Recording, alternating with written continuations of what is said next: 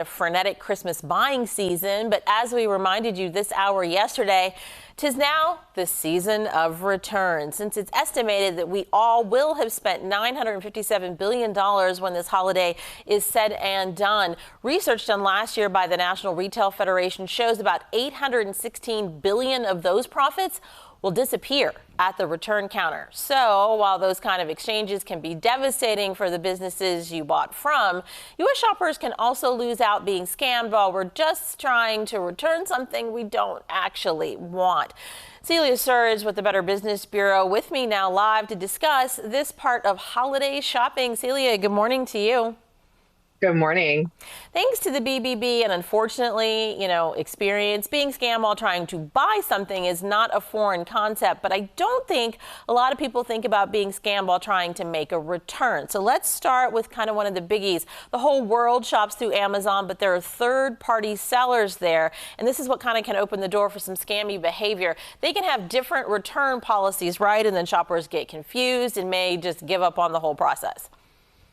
Absolutely. And so it's really important to put shame aside and ask politely if there's a gift receipt, if there was packaging that was received, and do everything you can to go directly through Amazon. Amazon has return centers and a lot of Whole Foods grocery stores.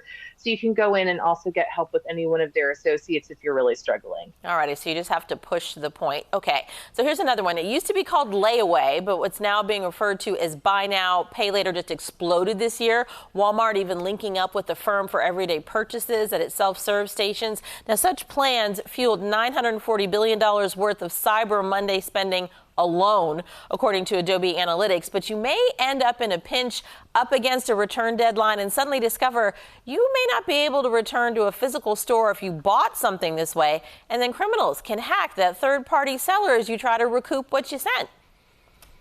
Yeah, it's really important to call customer service directly and speak to somebody. If you're having an issue, a lot of merchants will want to work with you.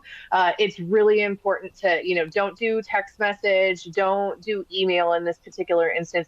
You want to talk to somebody directly and you want to verify the phone number in advance. So do a Google search and make sure that the phone number is actually associated with the retailer you're speaking with. And definitely not those one number off kind of things, because a lot of the criminals opt for a phone number that's one number off.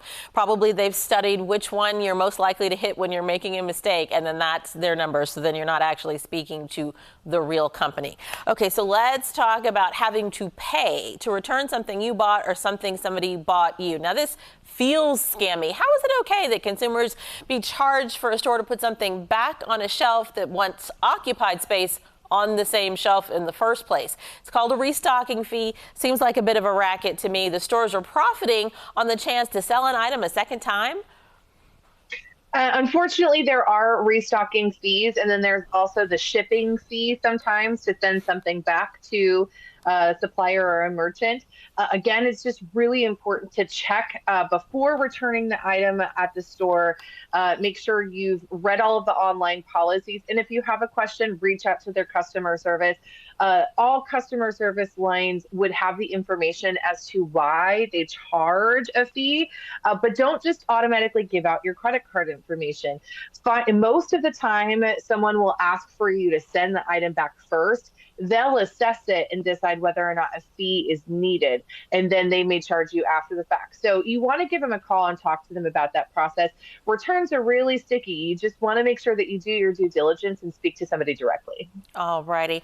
Buying with PayPal is huge. If you get sucked in by an impersonator, though, you can kiss your chance at a refund for this kind of purchase goodbye, right? There are legitimate looking websites out there that will give you a tracking number but never deliver what was promised. So when you're trying to get your money back, do shoppers have any recourse through actual PayPal when something like this happens? You can file a report with them and see what will happen.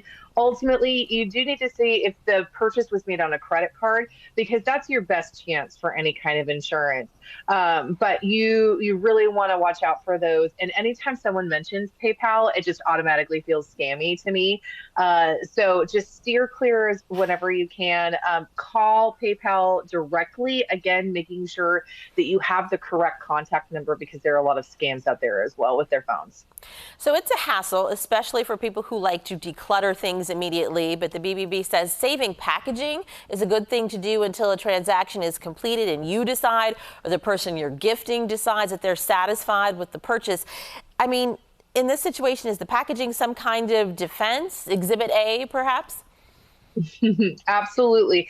I mean, it first of all, it legitimizes the item, but then you should be able to return it in like new or original condition. So, you may not have done it this year, but future years, actually wrap the present in the packaging itself, and see if that can help with returns in the future. But yeah, normally your best chance at also avoiding any restocking fees is making sure that an item is returned as closely to the original packaging and the original look as possible. And we will give folks this tip right now so they're ready for next year. The easiest way to streamline your return process is to go slower in the buying process so that you're doing that in the way that offers the most protection. Celia Sturridge from the BBB, thank you so much for joining us today. Thank you.